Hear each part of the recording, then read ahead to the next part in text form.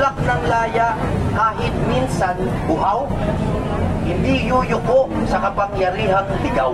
Nila na yung ginagawa nilang pagpapakulong, halimbawa kayo, Atty. Zulaika Lopez, ay hindi lang mali, kundi mali. Walang due process! Walang due process at hindi lang yun. Saan naman kayo nakakita ng wala man ng piskalya, biglang pinakulong na?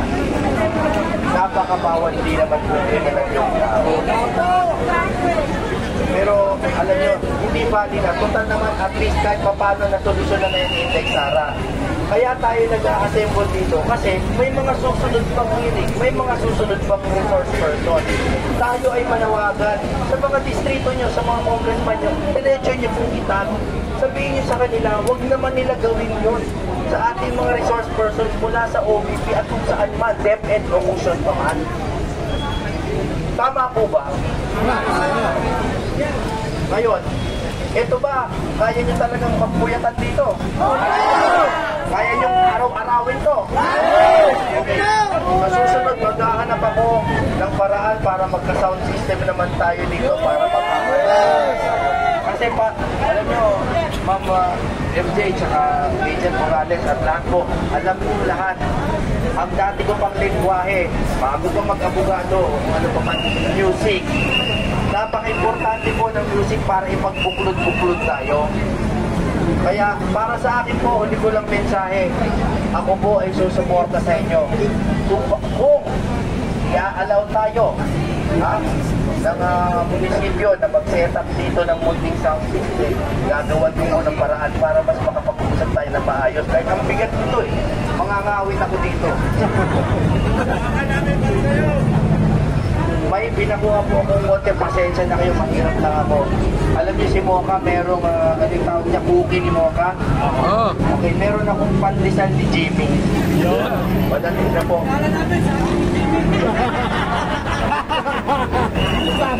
Baka MDRCB yan naman. Yari tayo dyan.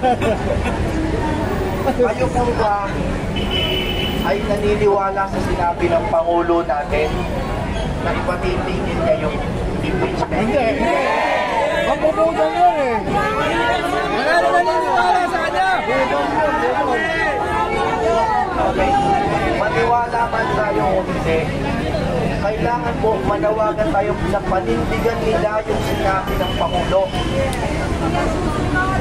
Alam ko, pero kahit na na makukuha natin na salita sa kanila na para panindigan nila, gawin po natin, bugbugin natin ang social media, hindi lang po dito. Kasi ang totoong laban na yan, sa totoo lang, kalsada at social media.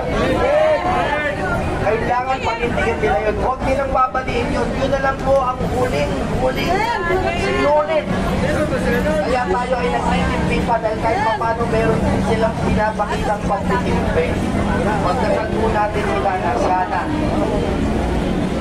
panindigan nila na wala talagang impeachment na mangyayari. Okay? Maraming salamat po. Makita pa tayo, hindi naman ako aalis. Sa susunod po, magdadala ako ng mas maganda-gandang mikropono para magkantahan po tayo at magkasal po tayo. Para sa akin, lahat ng rally ay prayer rally. Magkasal po natin si Inday Sara. Magkasal natin, pati si BBM. Magkasal natin si Wale. Bakit hindi? At magkasal natin ang bayang Pilipinas. Maraming salamat po. Senator Jimmy, dahil nga po ako matagal na po ako sumusubaybay sa inyo at sa inyong mga music, ramdam ko po na maganda po itong gusto mong ilabas ng music. Senator Jimmy, baka naman, pwede nyo kami pasabihin lang ng content creator about doon, kung ano talaga yun. Gawin natin itong tulaan muna, tulaan. Yan. Tula muna, tapos marinig, kumalay nyo, marinig natin yung mga yan. Nawawa naman tayo. Naawa ako sa atin, Ma'am MJ. Pwede natin gawing team sa Kaya nyo pa makinig? Okay. Kung mapapansin nyo po, yung demokrasya, sa bawat pagpalit po ng gobyerno ay nag-iiba ng mukha o minsan parang natatapakan. Bagamat ang tingin nila kay Pangulo Duterte dati, parang kala mo kung sinong authoritarian o diktador, parang sa kanya yata walang tinapakan talaga. Sa totoo lang, no? Wala akong inawat magsalita, siksiri siyang pinugbog. Pero hindi niya tinapakan. Bakit po?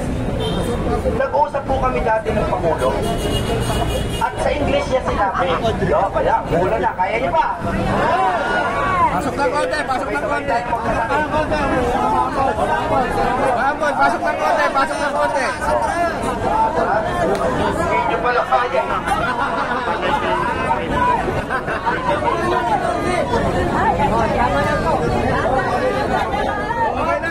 Kailangan lahat. Kung lililim isa, lilim lahat. Mahal na kasi ngayon motor na yung... Okay, okay. Mahal na kasi ang gamot. Murang pulburon. Kinuha pa yung pera sa PhilHealth. Okay, ito. Tama.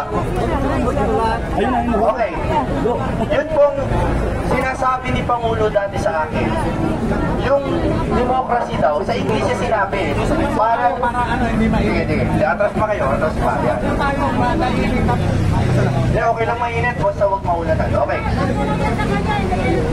Ang sabi po niya, yung democracy is like a parang fragile flower. Ang sabi niya. Fragile flower, para bang kumbaga bulaklak na parang sa kahit anong pagkakataon, biglang pwedeng mamatay, mabubot. Tin-translate ko lang yun. Kasi po, nung bumisita po kami kay Atty. Zulaika Lopez, ang tapang po na abogado niyan, pero nung nandun siya sa kama, parang siya yung, para ba siyang simbolo ng demokrasya na unti-unting tinatapakan. No? So, na-inspire po ako magsulat itong Mahinhing Bulaklak. Yun po yung title, Mahinhing Bulaklak. May internet ba kayo ngayon? Meron? Okay. Babasahin ko, baka tulugan niyo ako, ha? Sige.